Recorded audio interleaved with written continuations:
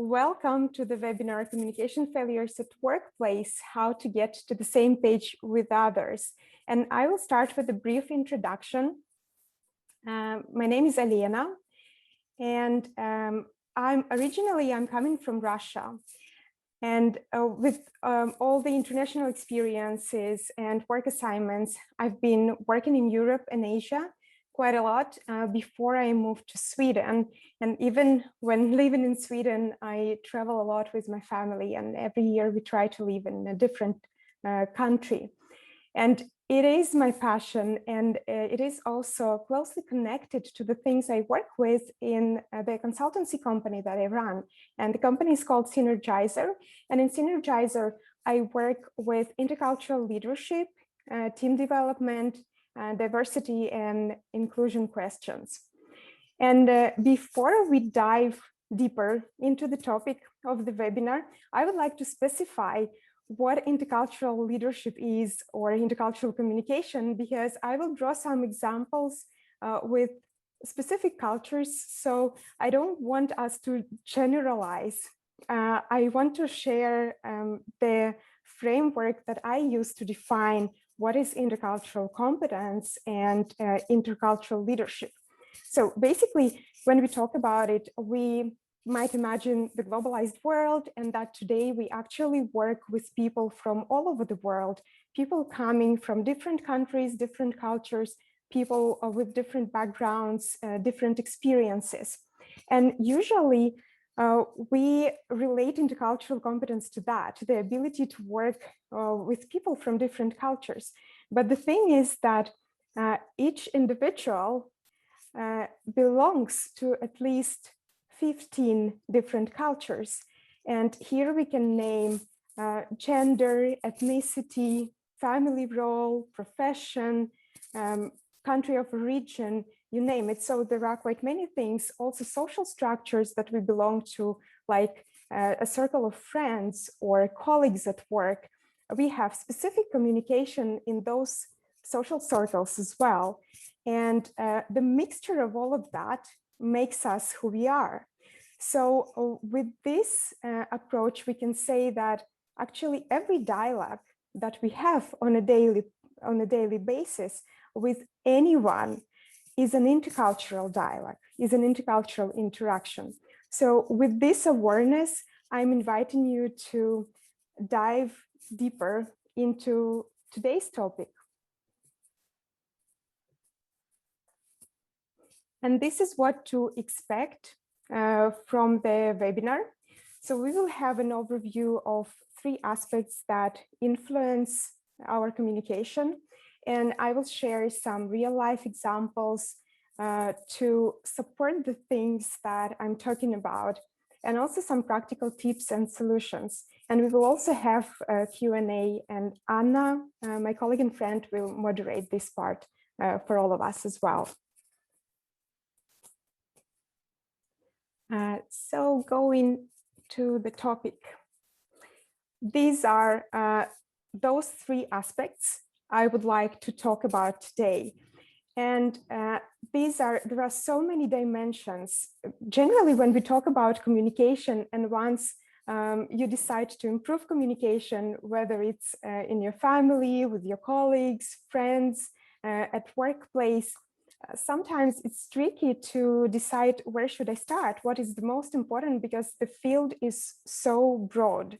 So today we will focus only on these 3 dimensions because I noticed this tendency, and not only me, but also my colleagues that work in the same field, that lots of misunderstandings, frictions happen in these areas.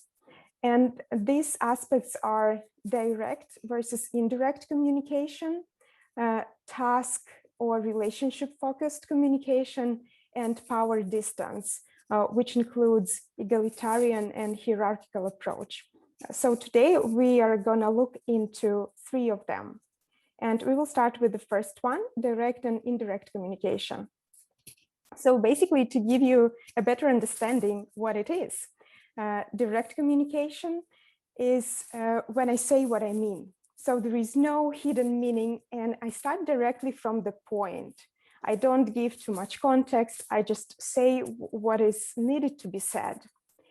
And this communication is more specific, and then you kind of give more details to what you want to say.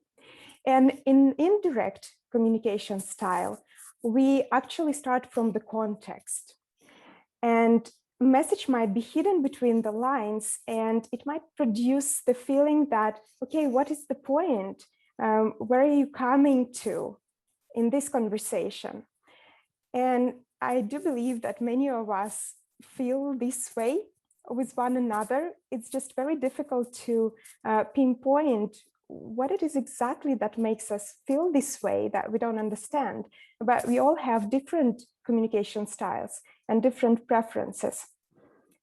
So to give you a little bit exaggerated example, I'm going to read this dialogue between two people.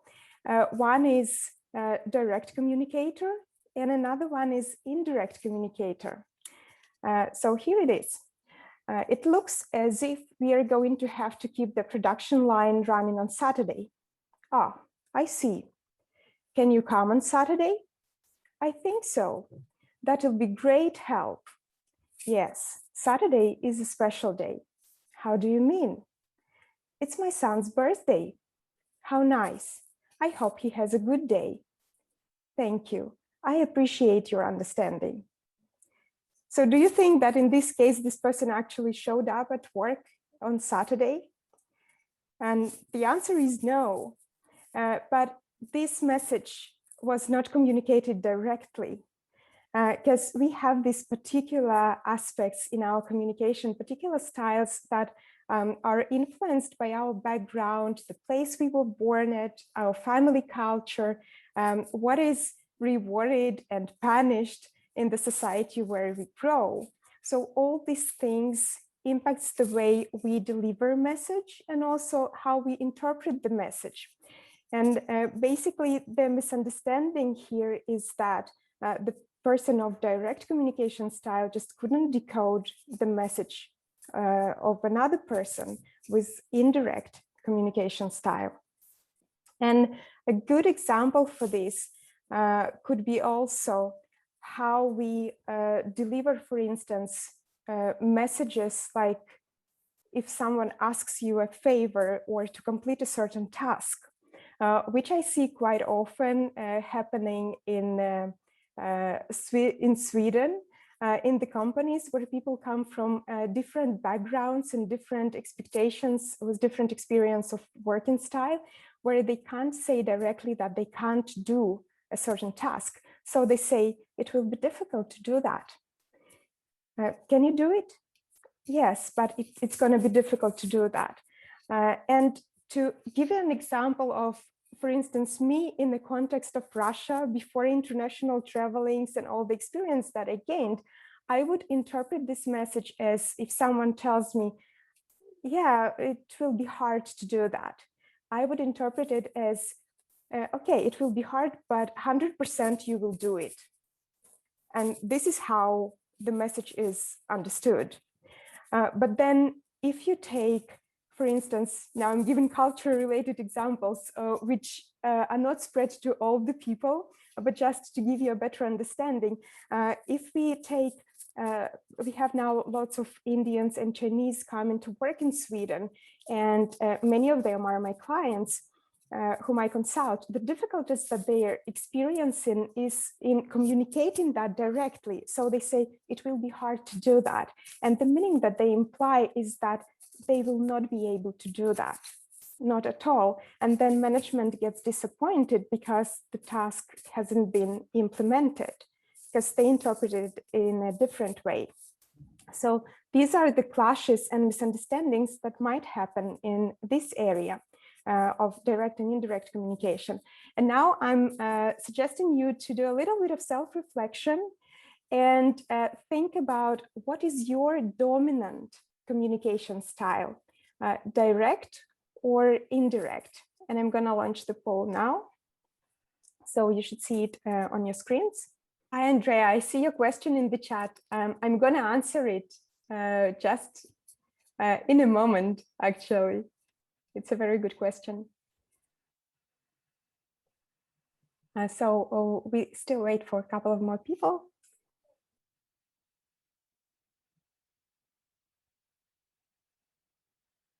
Okay, so I'm going to close the poll now and share the results with you. So here you go. The majority here in this group today has direct communication style as a dominant, and we have 10% indirect communication style. So thanks a lot for sharing, because this is very important to actually take time and reflect on that. How am I in my communication, and how I might be perceived by another person who might have different preference or a different style of delivering and interpreting messages. And to answer your question, Andrea,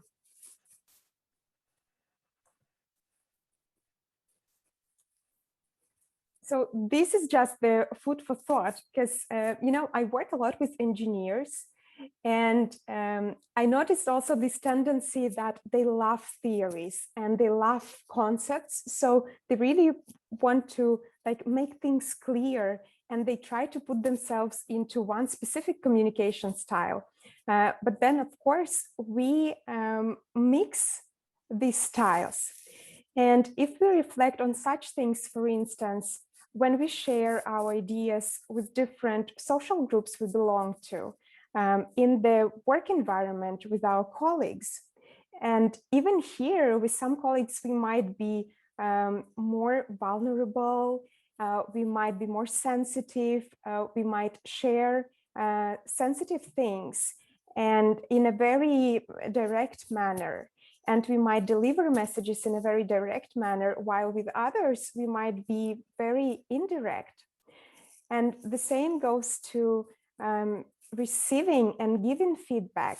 Because when we actually look, I'm coming back to culture, to cultural part, when we look at Sweden and the research done in this area, and of course, it's also kind of general research that shows that Sweden prefers direct communication style. But then when we get to another dimension as conflict, for instance, avoidance and confrontation, so then it's high percentage of avoidance. So Sweden is on this avoidance side rather than on confronting side, which means that conflict addressed not in direct manner, the same as with communicating constructive feedback.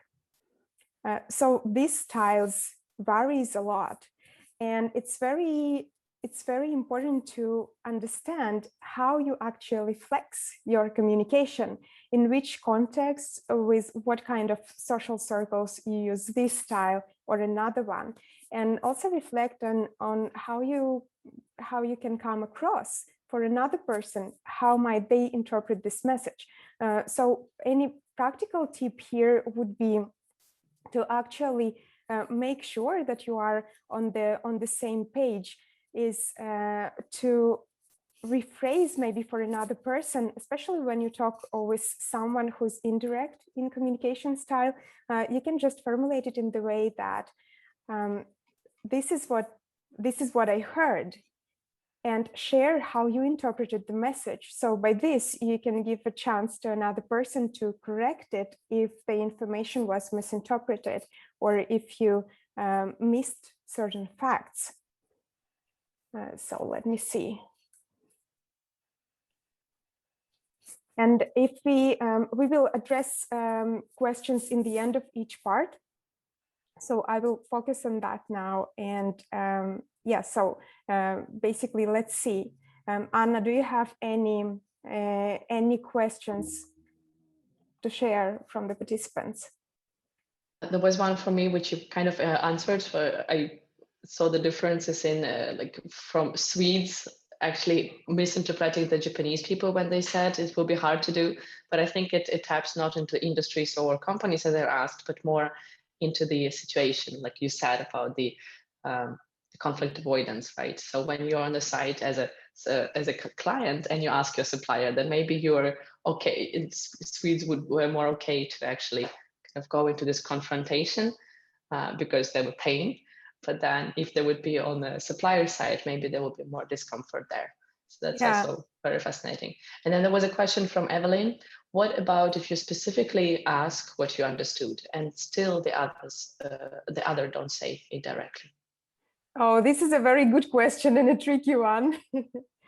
Then again, I think here it's very important to establish a sort of like line in relationships, and especially if you work with someone for a long period of time, and it might be easier to do that.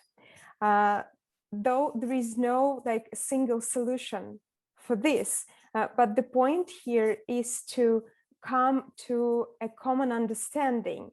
And one of the ways to do so might be to specify how you reflect on that, how you take in this information, and to shift the focus to what is the best for us in this situation. Again, it's very contextual, so it depends if it's a solution for something, if it's a conflict, if it's just some kind of decision has to be made, then to shift focus there and discuss from that perspective that in order to make it happen, we need to have clarity on this and on that. And how do we achieve that and invite another person to participate in that? It's more, you need to put more effort into this. But as soon as you discussed your preferences and you reflected on that and you allowed another person to reflect on how they come across in their communication, it will be easier. So it's not a single solution here. And if any of you here have some thoughts on that, so please feel free to share. So how would you approach such situation? Maybe you experienced that and you found the method that helped you in a specific context. And so feel free to unmute and share, or just write in the chat as well. Again, it's also our interpretation, right? So, okay, I'm telling you how it is, but you still don't understand it. And I see it quite often as well. So it's really helpful here to shift focus to what is the best for both of us in this situation, what has to be done, what serves us best here. So let me know, Evelyn, if I managed to answer your question. Evelyn just wrote that thanks for the answer, I'll try to implement it. And Evelyn, from my experience, I always think about put the coaching hat on. Start asking questions, open-ended questions. So basically get to the core of the person's motivation, the person's style of communication, and so on. So try to explore it together instead of just kind of, okay, I'm saying pushing your way, even though if it's not kind of it's a bit of a too direct maybe to say that way, but yeah, just explore together with the person. Because if you are curious, it's a contagious state in a way. And the person first can be like, why are you asking so many questions? But then they open up and start being curious, and they can get more curious and more open to your way of communication, and you can find some middle ground.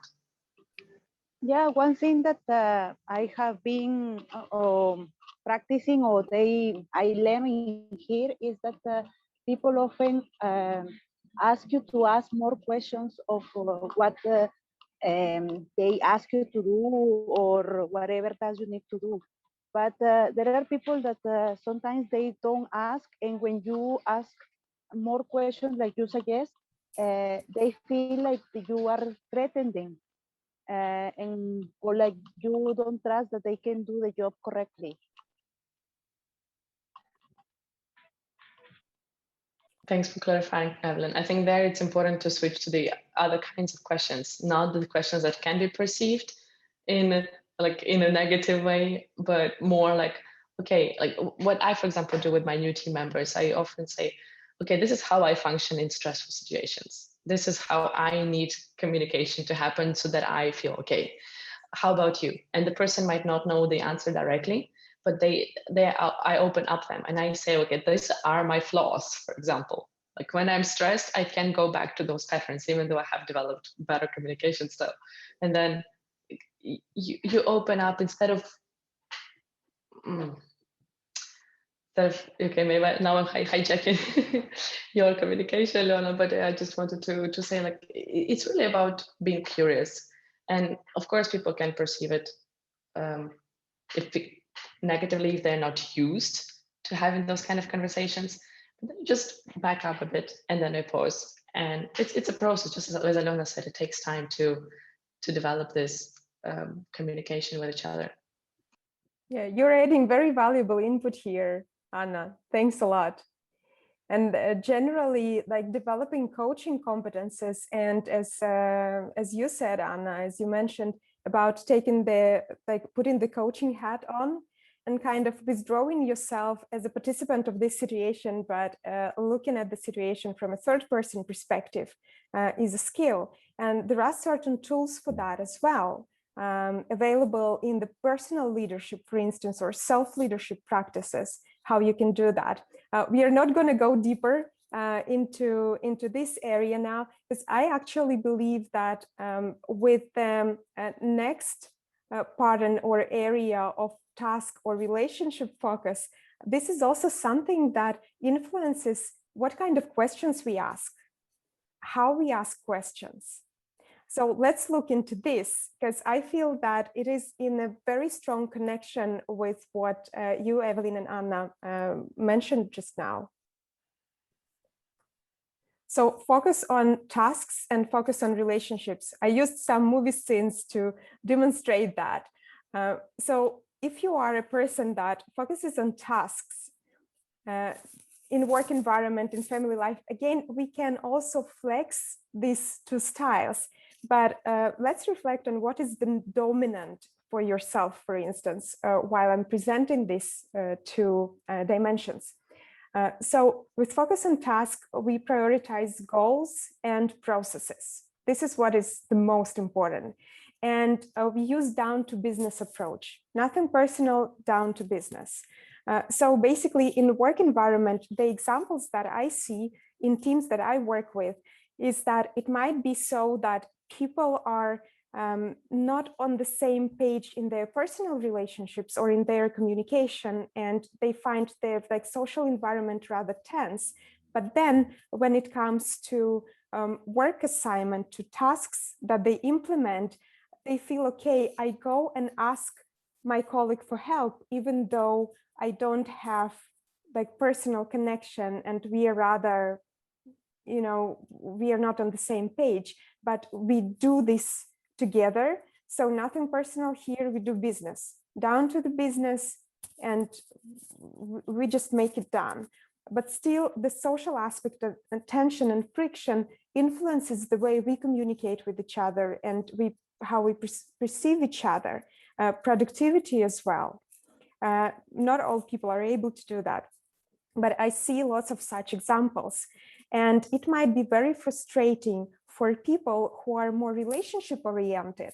So they prioritize social connection. So for them, it's really tough to turn to a person with whom they don't have good social connection, to ask for help, for instance, in work environment setting. And relationship-oriented or relationship-focused people would invest more time in developing trust and harmony. And when we talk about leaders, for instance, one of the dilemmas here is how you actually mix these two styles, because you need both. And most of the leaders I talk to, they prefer focus on tasks. Why? Because it's measurable. They can measure that. So they build around goals and processes. It's easier in the development conversation to discuss whether their team member reached certain goals, how we measured that, how we can say that this is achieved. And then when it comes to soft side, there are lots of conversations about empathy, how we can be more empathetic, how we can be more vulnerable at work. But it's very difficult for task-oriented people to really implement it. It might be a part of the work culture where generally, for instance, in Sweden, people connect for social breaks. They have fikas and they use this time to chat, connect, share a cup of coffee. But still, what kind of impact it has on the relationships, it's very different. It depends on where do they focus, whether they just sit and they're just there, whether they participate in the discussion, whether they share or not, things like that. And then when we look at such processes as, for instance, how task or relationship focus might play a role in different processes. For example, the way we give and receive feedback, what we primarily focus on.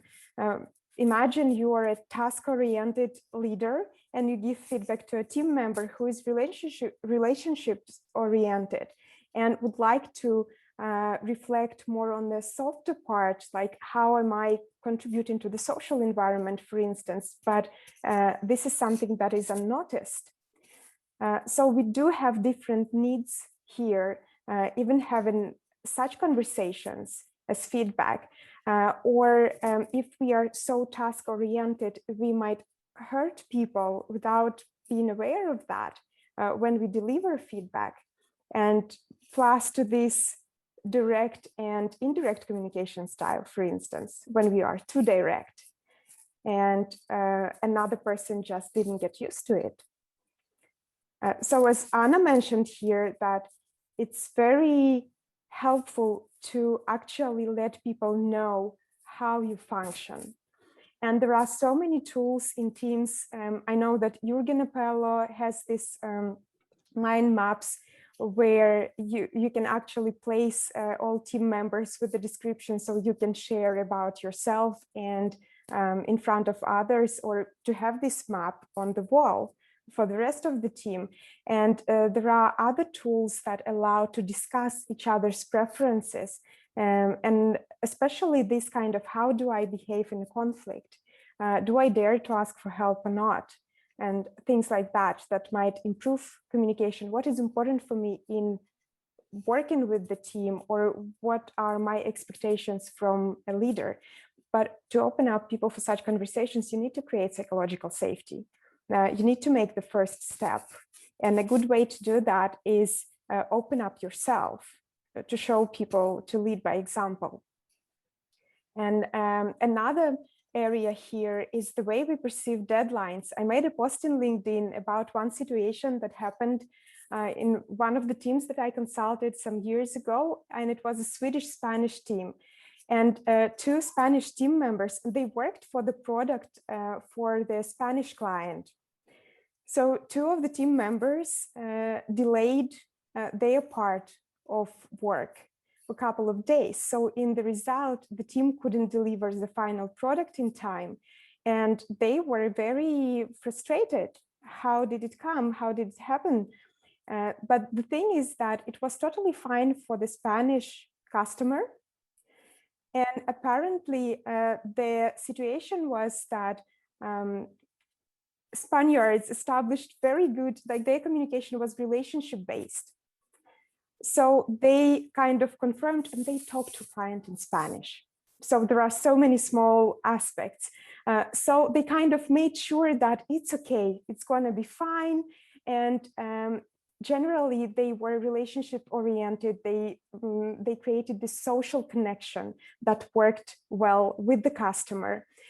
So they knew that it's going to be fine if we deliver, we just run some extra tests, but they failed to communicate it clearly to their team members, Swedish team members who were mainly task-oriented. And for them, they understood deadline as something that we have to deliver. This is like we don't have any other options. We planned with sprints and everything. So this is how we deliver and when we deliver the product.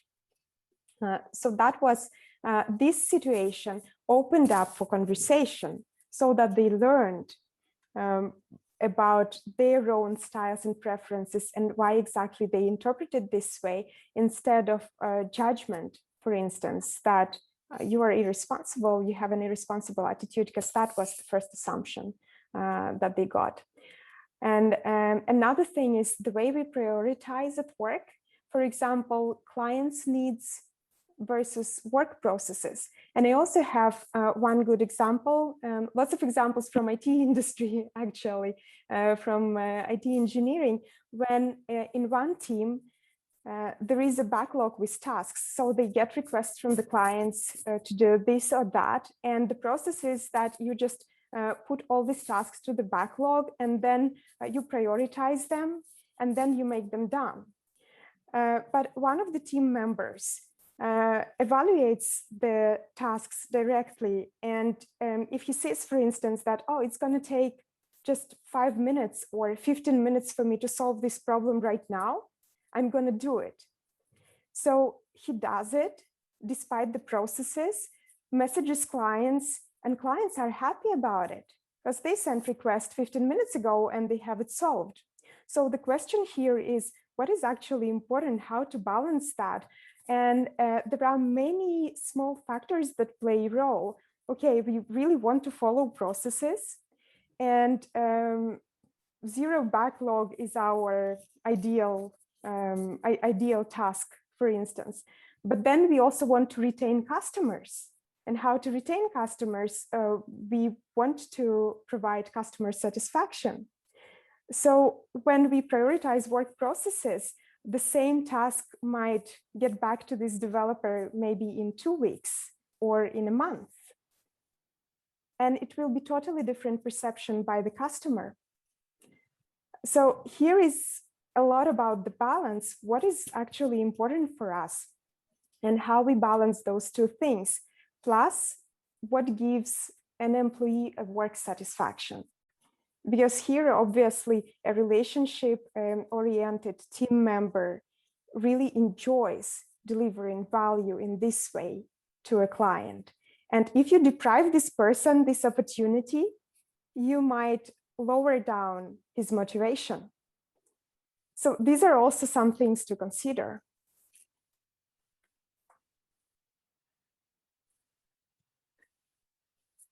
So let's see if we have anything in the chat and any reflections, and if anyone would like to unmute and share your thoughts, examples. Anna, do we have any questions sent to you? Not to me, but there was one from Andrea in the previous direct and then indirect, and I think it's connected to what you're talking about right now as well a bit. So the question was, is it also connected to how secure you feel in the context? Direct when you feel more secure and indirect when more insecure. So I think we can discuss it even in this part here. Yeah, this is a very good question. And again, it comes back to psychological safety, right? So how we flex our style and how we behave in certain situations, but it also might relate to our personality type, whether we are extroverts or introverts. Because when we talk about psychological safety, for instance, even if you create psychological safety, but the majority of the team members are introverts, they might never feel safe. So you need to work with these people in a different way in order to collect their input, in order to get direct communication from them or direct messages from them. And here also task-oriented, relationship-oriented might play a role, of course. How willing you are to share, to give your input with another person might depend on what kind of relationships you have, what kind of social connection, and also how you share. Do you share privately? Do you share in a message? Do you share face-to-face? All these things become more tricky with a virtual work environment. When we don't meet face-to-face and we can't really read like the whole context, the body language, So it's another skill to develop to get this feeling of, okay, what is going on? Should I address something now? How can I get input from this person or from that person? And the most important is to have a good understanding of your own style, of your own characteristics. Where is your focus when you are in this context? Let me know, Andrea, if I managed to answer your question, or if there are any other thoughts.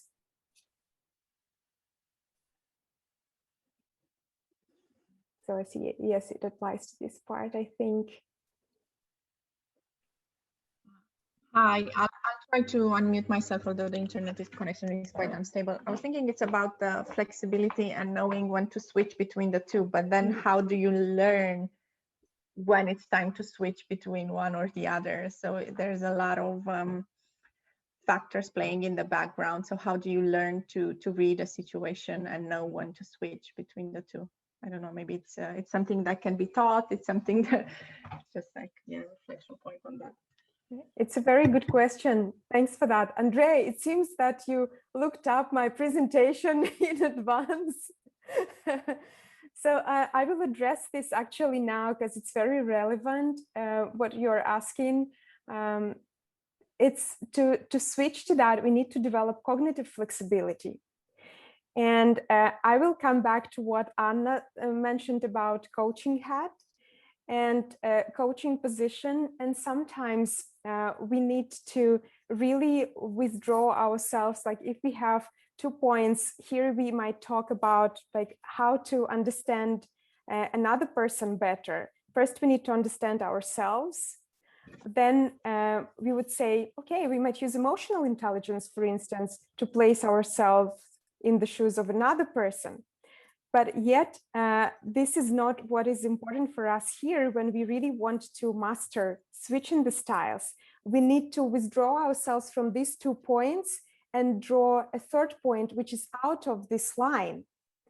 So that would be a coaching position, as we call it in coaching as well. So you take a coaching position. If, for instance, you come to facilitate something, to mediate conflict, you need to take this position so we can learn how to do it internally for ourselves when we are actually participating in a certain situation with another person. So we need to develop ability to see how another person might perceive our behavior.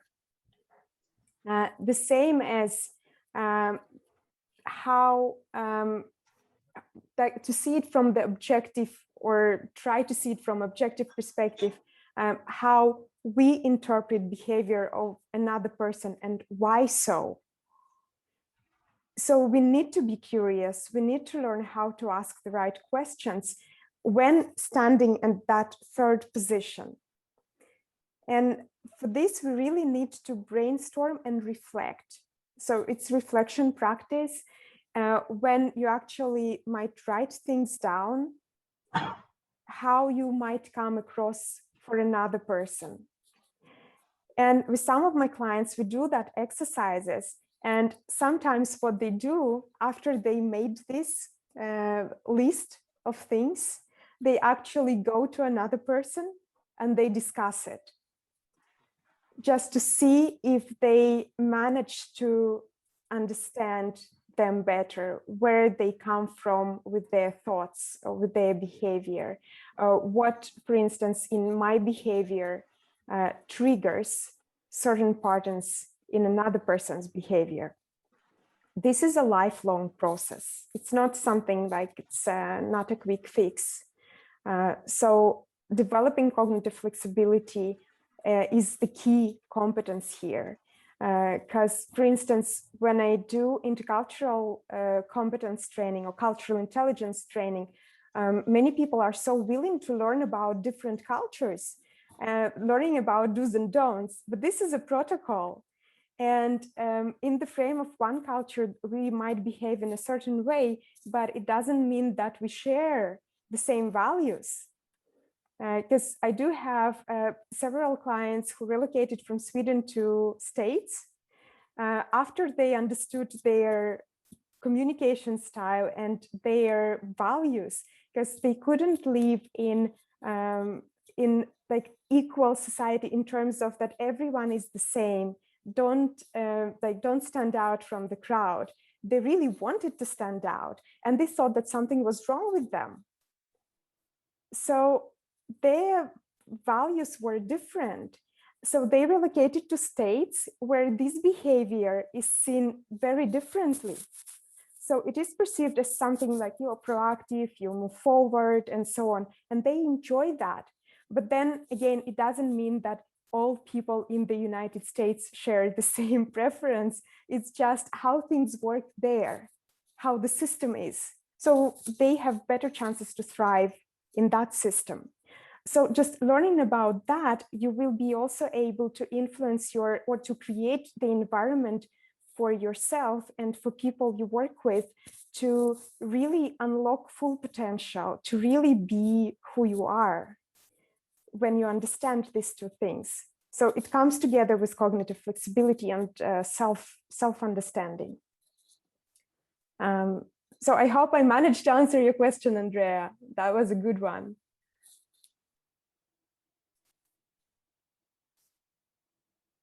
So let's see. I'm just checking the time. Okay, we are going, we are perfect with time, and we will cover the last part about power distance. Also, one of the dimensions where lots of friction happens. And here is the difference of egalitarian and hierarchical styles. So when we come to, when we look at the hierarchical style, on the visual part, you might see that this is more formal. And for instance, I work with engineering students as well that relocate somewhere either for studies or for specific projects, and they reflect on that a lot. And they say that it's really like in the Swedish environment where you basically address everyone with you in terms of do, and then you relocate somewhere where you use madam, sir. So the status, you see it in the name professor in the university and so on. So you can see those visual parts. But there are some other in the working structure, for instance, and that comes to hierarchy, to the formality and informality levels, or to how we lead others and how we make decisions, whether it's a top-down decision that is presented in hierarchical way, whether it's egalitarian decision-making, where it's more about consensus. And the areas that power distance influences is how we lead and expect to be led by others. And here I draw some examples like related to culture again, but without any generalization, just from my experience. One Swedish manager who was doing a really good job here in Sweden relocated to India to the branch office of the company. So he's got a team there, and he tried to apply his egalitarian approach in that environment. So he tried to email all the team before the meetings, sending out the agenda and asking them to share their input and feel free to come to me. My door is always open and things like that. And the team interpreted it in a very different way. So they never replied back. And they were rather silent on the meetings.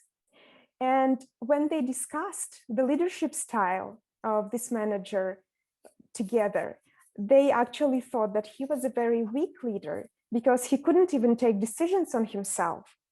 So here we see that people got used to different hierarchies, different leadership style. So from their perspective, a good leader is someone who decides, is someone who delegates, is someone who says exactly what everyone in the team should be doing and how. So that would be what a good leader is paid for. But when you try to bring the Swedish values, like the Swedish system values, to a different environment, it might backfire. It played a totally opposite role. So here again, we come back to cognitive flexibility. How things work here, probably people actually have different preferences. Probably they just got used to this hierarchical style in the frame of that working environment, but inside they are relationship focused and they want to create connections, and they probably want to choose how they want to work depending on their experiences and needs. But the thing here is how you create actually the team culture that allows that. The team culture that goes beyond the like how the system traditionally works, how we want to work together when we shift focus to that. So things might differ. And in the same way, it might influence also how we give and receive feedback, how we share our input. In more hierarchical structures, we will not share direct feedback to our boss, for instance, because this is something that is considered disrespectful. And these are some of the things that might play a role when I consult some relocation companies and work in the field with lots of engineers coming from India. And the frustration that they find like pretty common for all of them is that they exactly expect from their manager to give them clear guidelines. What am I expected to do? And they feel so frustrated when they are just said, okay, so we got through the onboarding, now you're a part of the team, my door is always open for you. If you have any questions, just come. And they give them freedom to work on the tasks in the way that they want. But they didn't get used to this style. So this is the frustration that they experience, that, but tell me, how should I approach this task exactly? So here it's also important to understand that they might perceive the same thing that is a sort of a value in the organization in a very different way, and even something good might be interpreted in a very negative way, in terms that they feel that they are not supported enough, that they don't have enough guidance, and they don't know what is expected from them. And plus, if it comes with the indirect communication style, they can't really communicate it clearly until it reaches the boiled point where you have to have this conversation and discuss how things work here, what are the preferences, and so on. And unfortunately, in many cases, the time is not invested into this area. So we want to onboard people, we want to make them functional so that they can start working, solving problems, collaborating, but probably we miss this, like what is the quality of the onboarding experience? What is the quality of, is it enough to invite everyone to kick off lunch or after work? Do people manage to create connection there? Is it something else that needs to be done in order to kickstart successful collaboration? And I mentioned already about decision making, like how we interpret the decisions, how we expect to, who should take decision, how, in which format, and so on. So that was the last area here that I'm covering today. And I'm suggesting you to do a brain gym. We have some minutes for that, and use chat for this. So here I have two statements and the areas of misunderstanding that we discussed. So try to interpret it in a way, I mean, we don't have any context here to the situation, but just try to see how would you interpret that. If you take the first sentence, based on my manager's feedback, I thought I would get a promotion, but I got fired instead. So where, in which area you think could be friction or misunderstanding? We see A, direct versus indirect. There are more A's.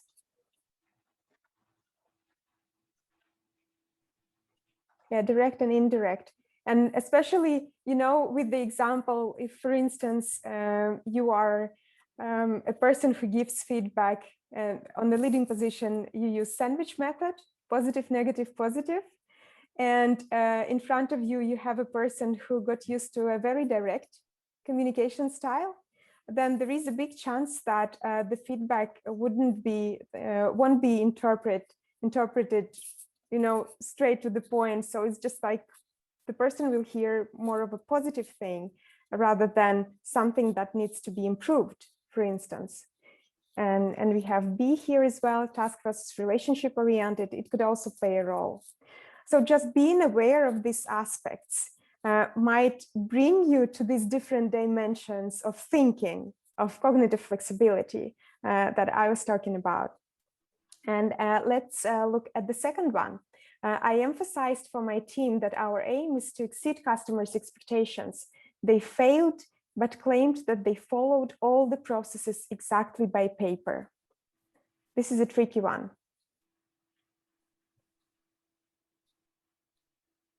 So what do you think was the problem here, or might be the area of misunderstanding? And we have B.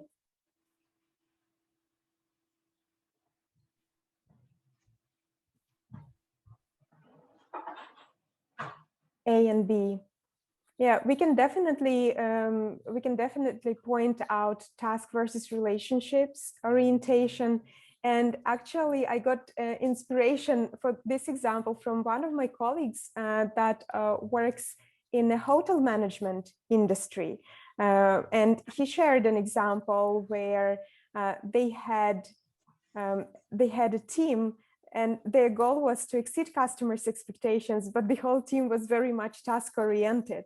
So they just followed everything by paper and they failed to perform something extra for the customer. And for this, you need to be more relationship oriented. You need to bend the rules in some areas. But with task orientation, they followed everything by paper, all the processes, and they couldn't understand why they didn't manage to meet the expectations. So very good points here, and direct versus indirect as well. Yeah. So thanks a lot for your input here, some brain gym, and we will wrap up with some general tips that lots of things that we already mentioned today about curiosity and about being aware and reflecting on your own preferences, your own communication style, and as well as challenging your own assumptions. How do you interpret the message?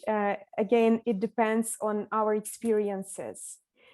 So just to open up and to a little bit disassociate from that might help a lot to see the full picture, and generally being curious about others, learning how to ask powerful questions, open questions, develop active listening. So these skills are very important here. And also, if you'd like to discuss any of these areas in a deeper level, feel free to connect with me.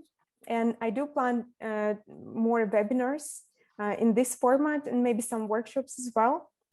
And I also have a recommendation of the book, which might help you expand your horizons a little bit.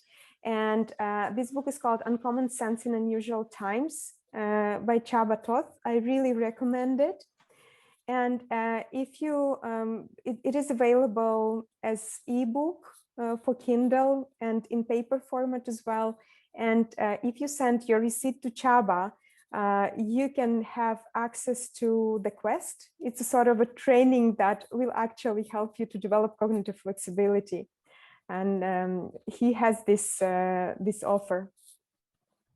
And other than that, I can recommend some other books as well. But so far, this one is my favorite. Again, this is my personal preference, right? So feel free to check for more literature on that. So let me see. And we have some comments from Anna. Anna, I know that you read the book, and Anna also interviewed Csaba in her podcast, Genius Leadership. very powerful episode that I highly recommend to listen to.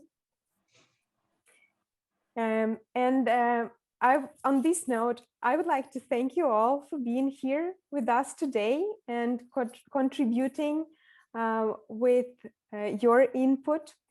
And here you also have the link to the feedback form, because it's very important for me to get your feedback, to hear from you. You can message me in LinkedIn or email, and you can leave your feedback as well anonymously. If you click on this link, let me see, I will copy paste it to the chat. So here it is in the chat. And yeah, let's keep in touch. If you didn't manage to put your LinkedIn profile in the chat, feel free to do that so that other participants can connect with you as well. And I'm staying a little bit longer. If you have any other questions, we can take it for discussion. So we can stay 10 minutes more. Thank you so much.